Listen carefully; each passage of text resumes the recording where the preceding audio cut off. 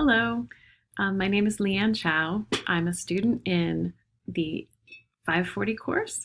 It's very nice to introduce myself to all of you.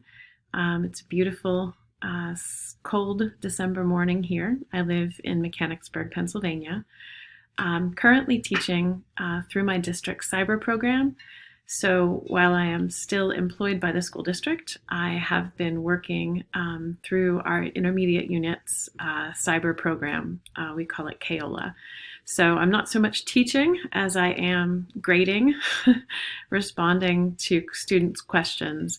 The content is delivered entirely through a vendor platform called Odysseyware. So it's been an interesting experience for me so far. I'm very much looking forward to this class on instructional design, and I look forward to interacting with all of you. So take care, everyone. Be safe, stay warm, and have a wonderful holiday.